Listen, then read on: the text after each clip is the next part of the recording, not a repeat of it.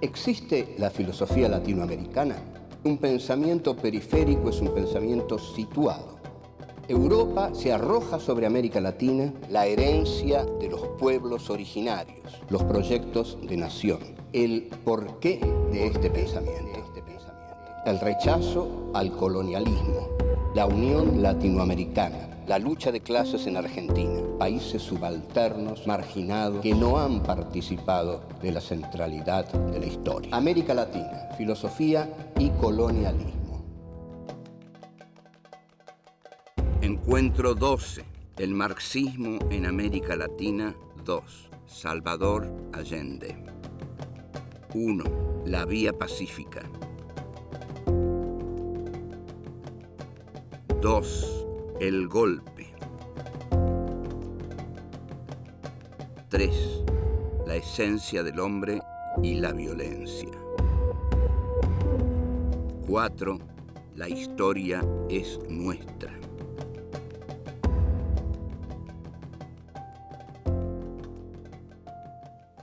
Este es el programa número 12 dedicado al marxismo en América Latina y centralizado sobre todo en la figura de don Salvador Allende y el movimiento hacia el socialismo por la vía pacífica y democrática que él y su Partido de la Unidad Popular protagonizaron. La figura de Salvador Allende es una figura trágica en América Latina por el final trágico que tuvo y por la infamia descarada con que se le organizó un golpe manejado desde Estados Unidos y con el apoyo, por supuesto, de la clase política chilena y de las clases altas chilenas, del ejército chileno, para impedir el proyecto de Salvador Allende. El proyecto de Salvador Allende implicaba un proyecto muy original porque era el proyecto de una vía pacífica. En realidad el marxismo no se propone, no se va a encontrar esto en los textos originarios de los grandes padres fundadores del marxismo, digamos, la vía pacífica y democrática para llegar al poder. En realidad, las relaciones entre el marxismo y la democracia son muy conflictivas porque en los textos de Marx y de Engels, la democracia es una palabra hueca, la democracia es una palabra burguesa, porque la democracia es el sistema parlamentario por el cual el burgués, la burguesía, domina a las clases sometidas a través de toda esa caparazón parlamentaria que no es más que el diálogo de los burgueses, de la clase burguesa entre sí misma. Ahora, por eso el marxismo, ya en el Manifiesto Comunista, en las páginas finales, sobre todo el Manifiesto Comunista, siempre plantea la toma del poder a través de la violencia. El manifiesto de 1848 de Marx y Engels, sobre todo escrito por Marx, dice claramente al terminar que los marxistas, los comunistas, no ocultan sus intenciones, que sus intenciones son tomar el poder a través de la violencia. Y que todo movimiento que quiera mantenerse una vez que ha tomado el poder, una vez que ha derrocado el orden establecido, que es el orden de la burguesía, debe sostenerse en el poder a través de la aplicación de la autoridad entendida como la veía Marx en la Revolución Francesa. Y en el texto de Engels, titulado De la autoridad, Engels dice: señores, no hay nada más autoritario que una revolución. Una revolución implica bastillazos, dice sobre todo, ¿no? Bastillazos. ¿Qué es un bastillazo? Bueno, es la toma de la Bastilla. Hay que tomar la Bastilla para hacer una revolución. Es decir, ese símbolo que implica el derrocamiento de una clase social. Entonces, la Bastilla se toma en la Revolución Francesa a través de la violencia. Y la violencia, va a postular Marx, sobre todo en el capítulo 24 del Capital, que se llama la acumulación originaria, el capítulo sobre la acumulación originaria, va a hablar de la violencia como la partera de la historia. Y aquí vemos nuevamente la cuestión de la dialéctica en Marx. Es decir, cuando una sociedad está lo suficientemente madura como para ser derrocada por otra dentro de la dialéctica histórica, es la violencia la que resuelve esta situación. O sea, no hay resolución dialéctica sin una acción violenta de la clase que viene a superar a la anterior. Si la burguesía viene a superar a la monarquía, como en la Revolución Francesa, lo hace a través de la violencia. Y esa violencia es la partera de la historia, la que hace nacer una nueva sociedad, hace nacer la sociedad burguesa.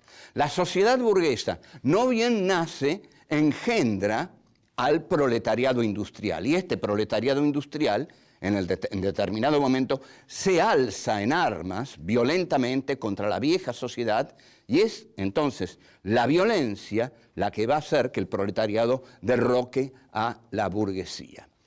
En verdad, este es un esquema bastante biologista, es como si la historia fuera una especie de gran madre y necesitara una gran partera, y la gran partera fuera la violencia. Pero todo esto tuvo un enorme auge, nadie cuestionó, digamos, los defectos mecanicistas que había en esta concepción dialéctica que Marx había tomado de Hegel, ni nadie cuestionó la cuestión de la dialéctica como partera de la historia, ni la palabra partera. ¿Para qué la palabra partera? ¿Qué es la palabra partera? ¿Qué es la historia entonces? Una mujer que da a luz constantemente. No, la historia es algo mucho más complejo que eso. Pero bueno, esto no se problematizó. Y el que sí lo problematiza, el que sí trae algo nuevo, es Salvador Allende, la Unidad Popular y la postulación de la vía pacífica para llegar al socialismo a través de la democracia. Volvemos.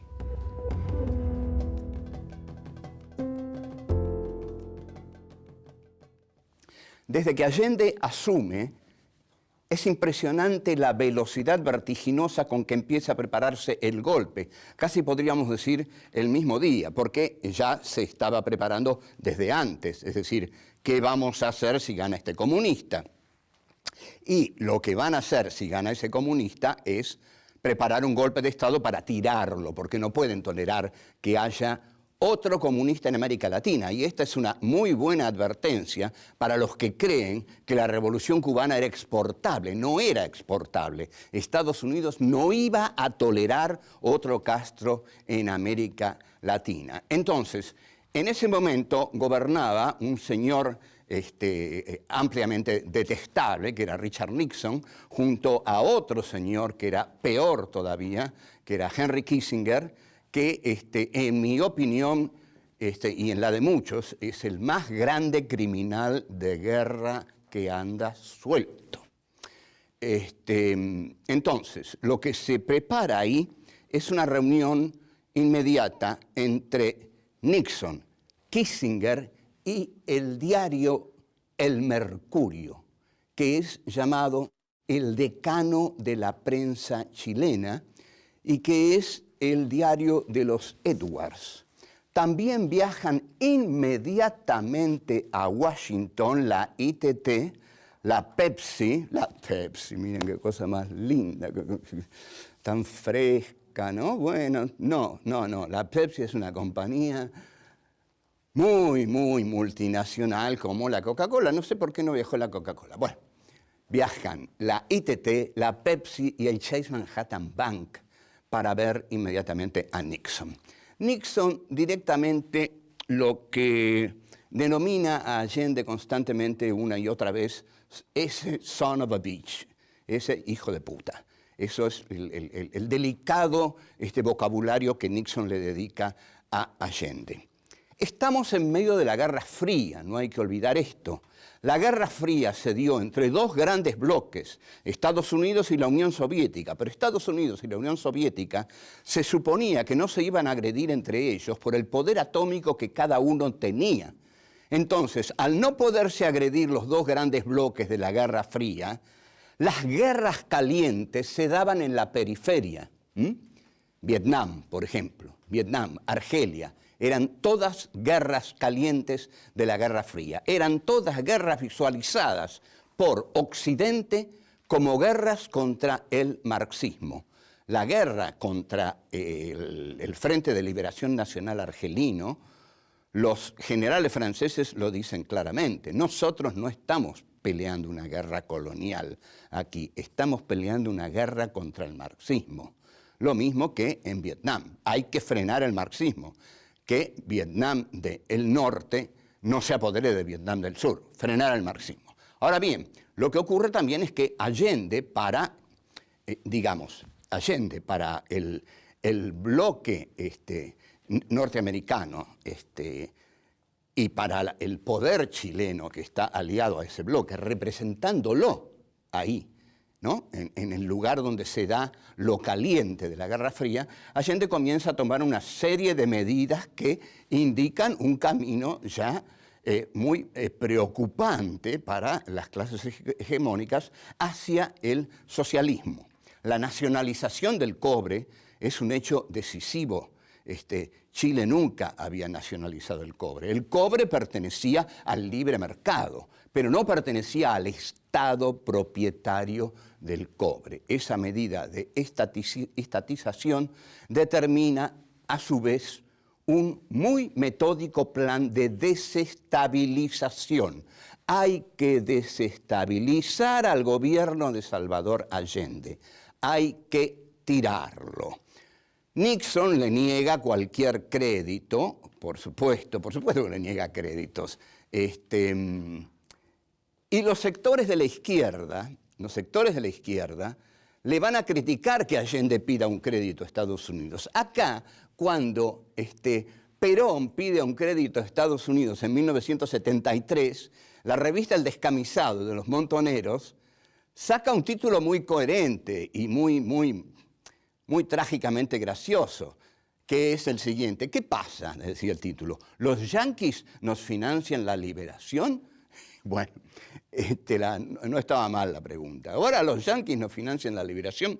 Bueno, el desabastecimiento avanza, cada vez hay menos cosas, la gente no puede comprar, le echa la culpa a Allende, todos le echan la culpa a Allende, y comienzan ¿a qué? Lógico, a movilizarse las clases altas. Las conchetas chilenas, que son de lo peor, son peores que las de aquí todavía. Si es posible. Y sí, es posible, son peores de las de aquí. El gobierno de Allende se ve acosado por todos lados porque el movimiento de la izquierda revolucionaria, que es el MIR, se le pone a la izquierda y lo critica desde la izquierda. Posición siempre muy fácil, ¿no? Caramba, Allende, ¿qué le pasa? Usted no hace la reforma agraria, usted no está expropiando a los grandes monopolios, usted no está cambiando la estructura social verdadera del país. O sea, la izquierda lo critica a Allende. Y bueno, esto a la derecha le viene en general muy bien. La izquierda tiene que ser muy lúcida en estos casos y ver dónde tiene que sumar y dónde, si se opone, en realidad está restando a la estabilidad de un régimen democrático de izquierda al cual hay que sostener. Piénsenlo bien esto y que lo piensen los que lo tienen que pensar.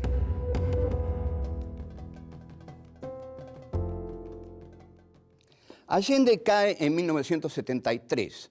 Hay que pensar la importancia que ya tenía la prensa, es decir, lo mediático, en la desestabilización de un gobierno. Ahora es mucho mayor, el poder mediático directamente representa la derecha en América Latina y su tarea es impedir que los gobiernos giren hacia medidas populistas, distribucionistas y impidan, la primacía del mercado. Pero en 1973 ya el Mercurio de Chile, que pertenece a la familia Edwards, está bancado, por Estados Unidos. Le dan $2 millones al diario El Mercurio para que desestabilice al gobierno de Allende. Y los Edwards muy contentos, incluso hay un reportaje, que le voy a decir esto muy breve, que le hacen unas chicas a Agustín Edwards y le dicen, ¿a usted le parece bien que Pinochet haya prohibido todos los diarios al día siguiente del golpe. Y este señor Edwards, que realmente parece medio tonto, ¿no? Pero bueno, responde, que parece medio tonto, quiero decir que seguramente eran otros los que manejaban las cosas más macabras del diario, que este era un tarado que, bueno, ponía el nombre de la familia. Dice, pero ¿cómo no me va a parecer bien si me eliminan la competencia? Yo me pongo muy contento. Bueno, es una respuesta memorable. Entre tanto, Fidel Castro visita Chile, recorre Chile, mira Chile junto a Allende, y la respuesta que le da es: vuelvo a Cuba más radical que nunca, solo la acción violenta va a derrocar al capitalismo. O sea, hay una crítica a la vía pacífica de Salvador Allende, porque el pensamiento de Allende era, como dijimos, estrictamente y esta era la originalidad de don Salvador. Podemos llegar al socialismo a través de la vía pacífica y a través de la democracia. En los 70 esto era muy problemático y lo sigue siendo. En mi novela Carter en New York hay un diálogo entre Carter y Alexander Haig. Es un diálogo ficcional, pero los diálogos ficcionales frecuentemente dan más que los diálogos documentales, ¿no? Porque, digamos, si el autor maneja la situación, la puede recrear a veces con mayor profundidad. Entonces, Alexander Haig, digamos, la situación es que Haig va a tomar un avión y Allende lo va a despedir. Y Haig, en el final de la conversación, que es muy tensa, le dice: mire, señor presidente, yo no sé si usted es bueno, como yo creo, o es tonto, porque hay una esencia del hombre que para usted es buena. Y Allende le dice: no, usted está insultando a la esencia del hombre, general Haig. No, le dice Haig, yo no tengo por qué insultarla. La esencia del hombre para mí no es buena, es egoísta. Por eso nosotros les vamos a ganar todas las guerras a ustedes, porque ustedes creen que el hombre es bueno y el hombre no es bueno. El hombre es un ser esencialmente destructivo que no ha hecho más que matar a lo largo de toda la historia. Y esa esencia del hombre es la que nosotros, los capitalistas, asumimos. No le dice Alexander Haig que esto estaba en un libro de Freud, donde Freud dice que la pulsión de muerte se está imponiendo trágicamente sobre el eros, que sería la pulsión del amor. La esencia del hombre sería la esencia de la dominación sobre el otro y la esencia de la destrucción del otro. Y eso es lo que Haig le dice que ellos lo asumen y que usted pretende que el hombre sea bueno y que llegue al socialismo a través de la vía pacífica. No va a haber vía pacífica porque el hombre no es pacífico. El hombre nació para la guerra y nació para matar. Esto es una polémica que se abrió hace unos años por el filósofo cordobés Oscar del Barco, que terminó afirmando el no matarás bíblico. Bueno, Freud se ríe mucho de estas aseveraciones bíblicas. Dice, ¿cómo el hombre no va a matar si existe en él la pulsión de muerte? Dice, ¿por qué voy a querer al prójimo tanto como a mí mismo? Si ni sé quién es el prójimo, por ahí es un personaje detestable el prójimo. ¿Cómo lo voy a querer tanto como a mí mismo? Yo sé que yo soy una buena persona, dice Freud. ¿Cómo voy a amar a mi prójimo tanto como a mí mismo? En todo caso, voy a amar más a mi hijo. Bueno, esto es El malestar en la cultura, un gran libro de Freud de 1930. Allende, lo original del intento de Allende es quizás, es cierto, ir contra la esencia de la condición humana, que es esencialmente destructiva y no es pacífica. El hombre se ha desarrollado. Hegel dijo, la historia avanza por su lado malo. Allende la quiso hacer avanzar por su lado bueno. Y evidentemente pareciera que la historia avanza de negación en negación, de catástrofe en catástrofe, de masacre en masacre, y entonces la vía pacífica al socialismo quedaría edulcorada y don Salvador Allende quedaría como, bueno, vamos a ver cómo queda, porque la izquierda le reprocha que la vía pacífica al socialismo es la vía pacífica al desastre, al desastre.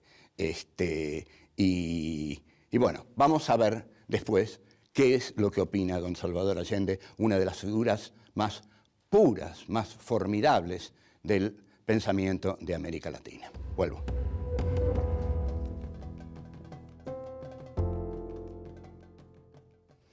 Hasta 2 días antes del 11 de septiembre de 1973, en que se produce el levantamiento que derroca a Allende, todavía no se sabía qué militar lo encabezaba. Estaban discutiendo entre los militares a ver quién iba a encabezar el golpe y, bueno, sorpresivamente lo encabeza Augusto Pinochet. Cuando le llega la noticia a Allende, Allende se sorprende, dice, ¿cómo Pinochet? Si Pinochet es mi amigo. Pero en realidad no es que estaba tan mal informado, es que pareciera que Pinochet en 2 días tomó esa decisión y la tomó en serio. Bueno, la barbarie de los militares y los carabineros chilenos se desata de un modo total. Allende se refugia en La Moneda, tiene una metralleta y un casco con él, y está el GAP, el grupo de amigos del presidente, que son los que se quedan con él a rodearlo hasta el fin. El presidente no se va a ir del Palacio de la Moneda. Se va a quedar ahí y si lo sacan, lo van a sacar con los pies para adelante. O sea, Allende se queda y se hunde con sus barcos como los capitanes legendarios de tantas historias. Desde La Moneda da su último discurso en el cual se revela su pensamiento esperanzador. Este discurso está alimentado por la fe de un devenir necesario de la historia hacia una situación de justicia social que va a llegar pase lo que pase. Entonces, Allende dice, yo no voy a renunciar. En efecto, no renuncia. Voy a mantener mi lealtad al pueblo y, si es necesario dar mi vida, por eso la voy a dar. Como tienen la fuerza, seguramente nos van a poder avasallar. Pero la idea de Allende es que la fuerza la tienen ahora, pero no la van a tener siempre.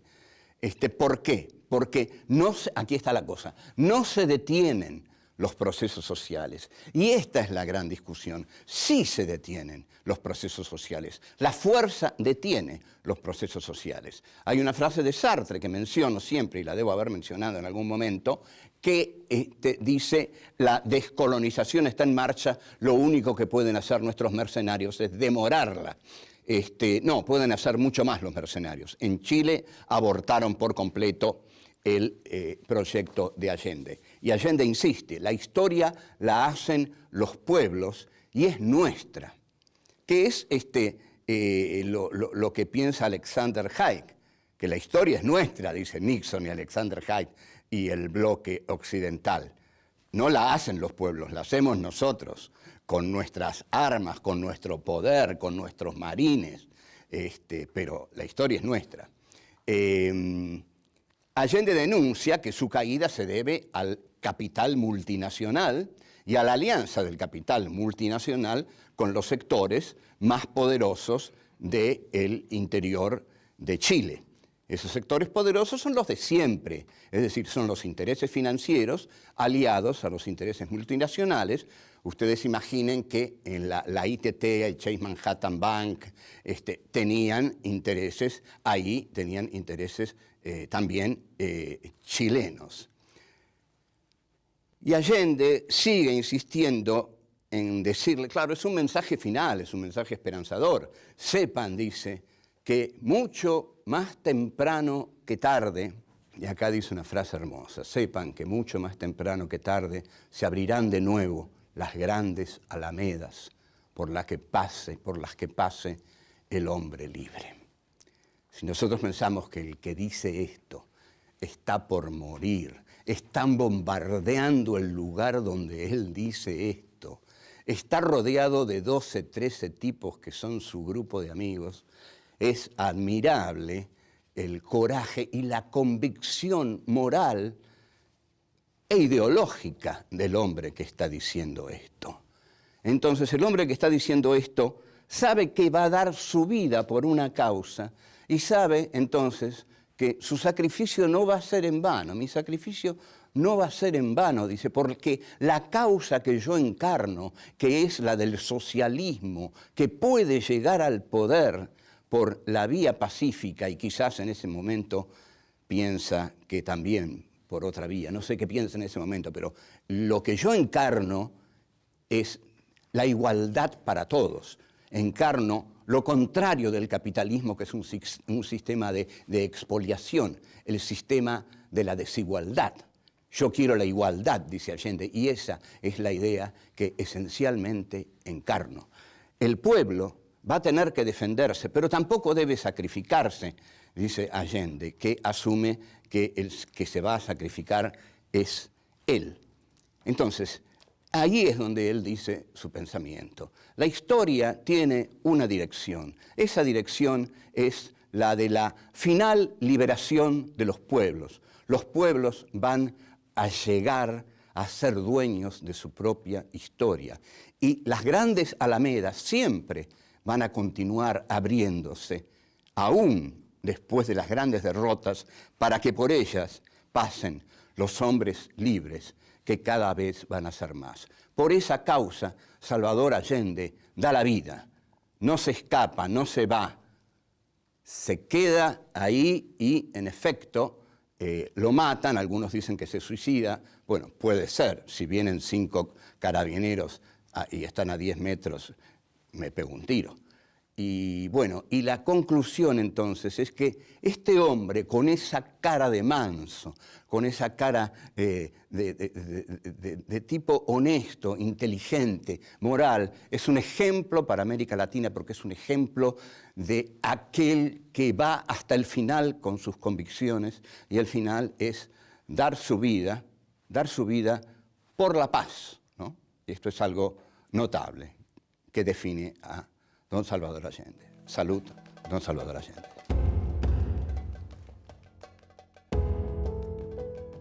La historia la hacen los pueblos y es nuestra.